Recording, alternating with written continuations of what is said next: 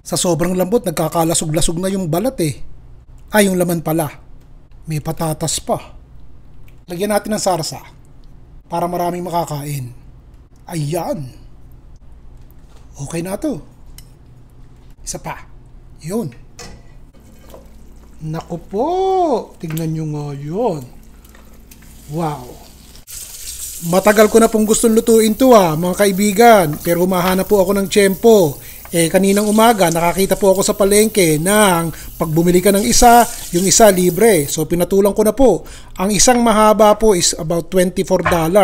Libre yung isa. So, eto. Pasintabi na po. Alam ko pong may kamahalan itong ating lulutuin ngayon. Pero kailangan nating pagbigyan yung iba. Madalas po medyo nahihiya o kinakabahan. Nagdududa akong magbahagi sa inyo na ang ulam ng Ricardo medyo may kamahalan. Pero hindi po natin maiiwasan. Kinakailangan pagbigyan ng lahat. So pasintabi na po. Isusubi ko po yung isang piraso at sa ibang araw lulutuin ko. Ito ang isang gagamitin natin. Sana po'y maintindihan nyo ako. Maglagay tayo ng panimpla dun sa ating tadyang. Lagyan po tayo ng 2 kutsarang paprika. Lagyan din po natin 2 kutsarang asin. Naman sa anghang, maglalagay po tayo ng chili powder o isang maliit na kutsarita at saka isang kutsaritang paminta. Tsaka po natin ilagay yung ating tadyang. Yan. Yan po ang tinatawag na dry rub. Haluin po natin na magkasama-sama lahat yung ating mga ricadong pampalasa. Halo lang ng halo hanggang sa tuluyan ng matabunan o matakpan yung laman ng ating tadyang ng ibang ricado. Ganyan lang. Busan nyo po ng mantika. 2-3 kutsarang mantika. At diretso, tuloy ang halo. Ganun laang. Ayos po ba? Naku, naamoy ko na. Mainit na po yung kawali. Mainit na. Lagyan po natin ng konting mantika ito. Mga 3 kutsarang mantika. Huwag lang hindi magkaroon ng mantika. Kapag mainit na po yung mantika, papulahin natin itong ating tadyang. Ilagay lang po natin dyan. Ang gagawin natin, piprituhin natin yung panglabas, yung kanyang balat. At nang maging tostado at lalong masarap mamaya pag palalambutin natin. Ganyan lang. Hindi ko po itatapon ito gagamitin natin yan mamaya. Ito naman, papulahin po natin. Babalik ta rin ko yan mamaya, papakita ko sa inyo. Maglagay po tayo ng 2 lata ng 7-Up dito sa ating pinagbabaran ng ating tadyang. Yan po ang gagawin nating pampalambot mamaya. Pwede kayong gumamit ng Pepsi o kaya Coca-Cola kung gusto nyo. 1 kutsarang asukal na pula. Oyster sauce po. 2 kutsarang oyster sauce. 2 kutsarang toyo. Pagkatapos po ng 3 minuto, syempre, baliktad natin. Ganito po ang sinasabi ko Kinakailangan po mapula para talagang kumapit yung lasa ng mga ricadong ipinanghalo natin kanina. Basta baliktarin nyo lang. Kinakailangan po talaga tostado yung panglabas.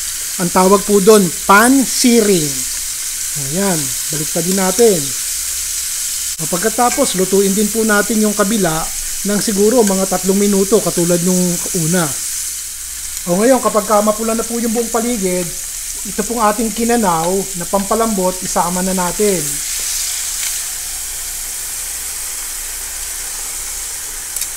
Yan. Gagawin po natin pakukulain natin to, tatakpan ko to at hayaan nating lumambot.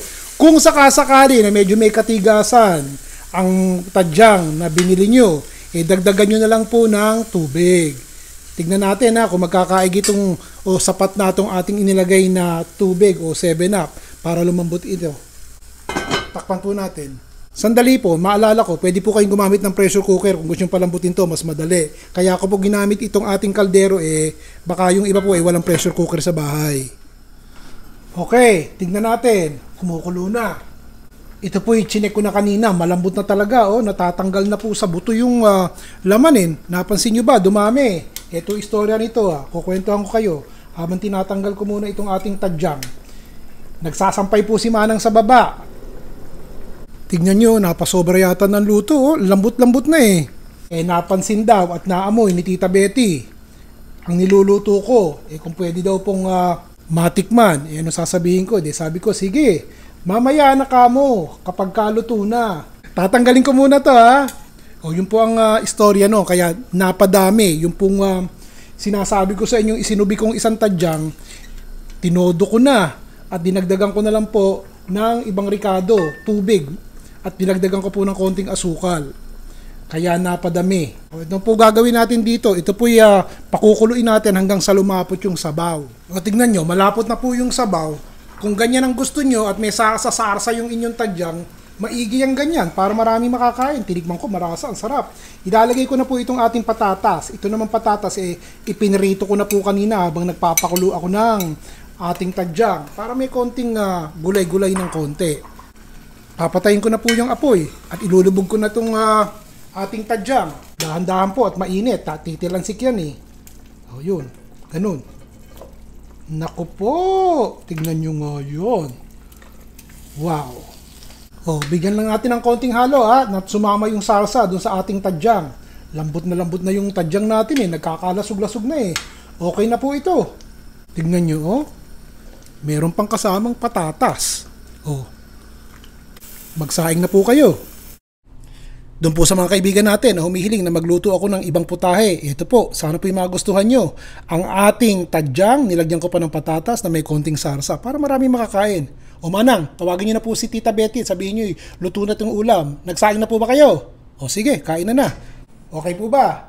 Maraming salamat. Si Ron Bilaro po.